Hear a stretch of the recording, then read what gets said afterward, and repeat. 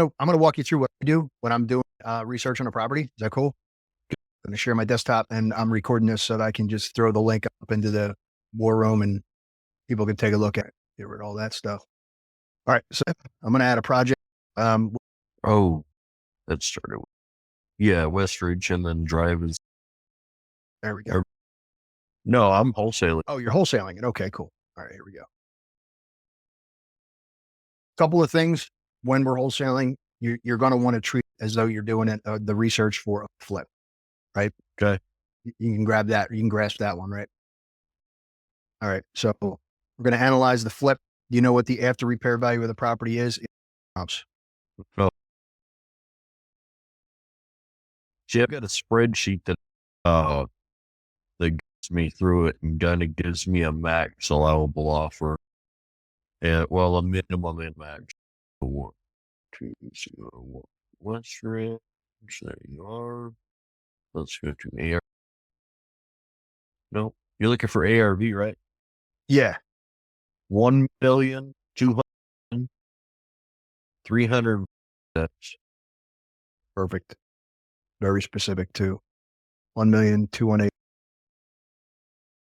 All right. Uh,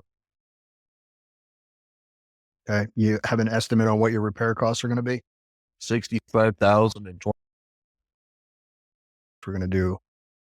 You're not really going to have to deal with any of this stuff, but I'm going to throw it in here anyway because somebody else is going to have to worry about it. That I'm not sure. Okay. It's I'm going to guess. I got in there for a light renovation, so paint, tile, laminate flooring, granite countertops, refinished kitchen cabinet, small bath. So let's call it 4 months of renovation. Now let's get into, you know what the property tax?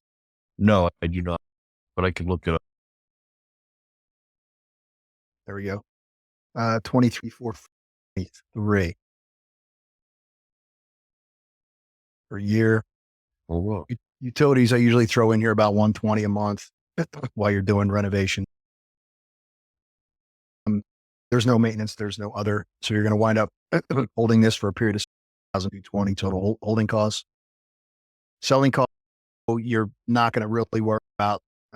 Other parties going to, next. This right now, would be 288, but we got to look at the loan. Sorry. Probably going to be looking at somewhere around 8 rehab. Probably going to be somewhere around the 10 to 12.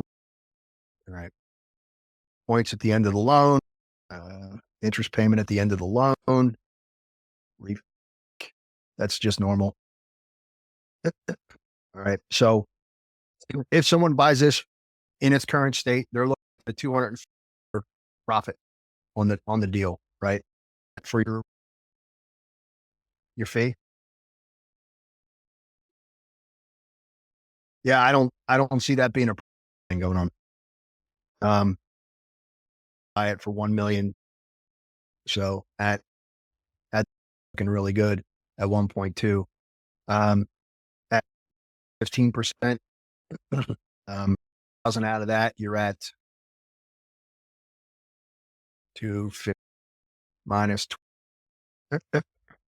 divided by 1, 2, 1, 8, 3, 4, 4.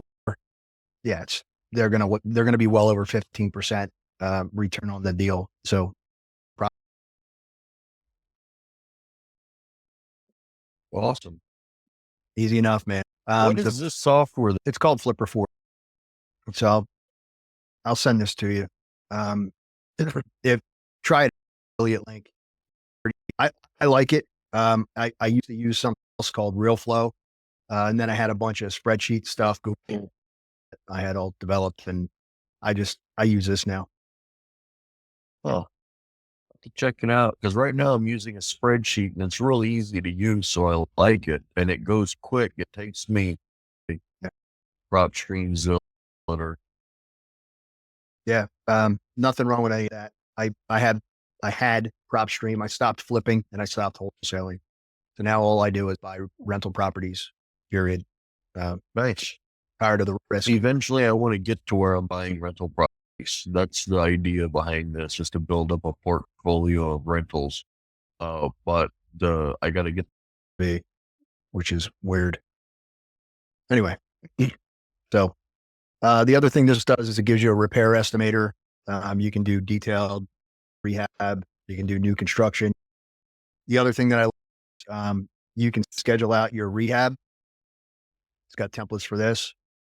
You can manage you daily, like, hey, this is what you're supposed to be doing today.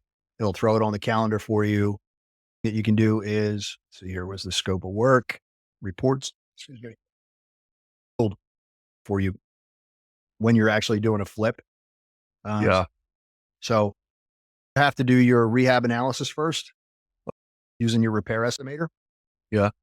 This is one that I bought in Ohio. So I have my contractor out to do any of that. So here, let's see. Okay. So here's one.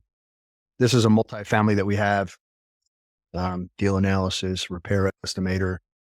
So this one's all good. So if I reports and I do a scope of work builder, it's going to show me everything that should be in for demo. Oop. I'll talking about kitchens. You can, wherever you want to deal this, contractor furnished, installed. The good thing about this is I don't do anything without without actual scope of work. So the good thing about this is it actually, I can process this and it'll show like, hey, that we're doing on the left side. So in this case, it would be, just get that other unit out of there. Decks, porches, landscaping, general notes, permits, and all that stuff is listed in here and who's responsible for it. Yeah. Right. Then I throw that into the packet that I have my contractor fill out and acknowledge. This again, contractor furnished, contractor installed. And so they do a W. They have an independent contractor agreement. Every contractor and every subcontractor fills out a W-9, I 1099 everyone.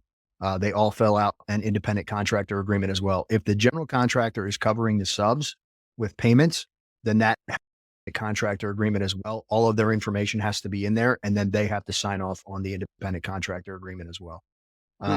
Insurance for everyone, and then you're a named insured. So there's actually 6 documents: the scope of work, the pay schedule. That's the and I do them for it saves you on a lot of liability. Wow.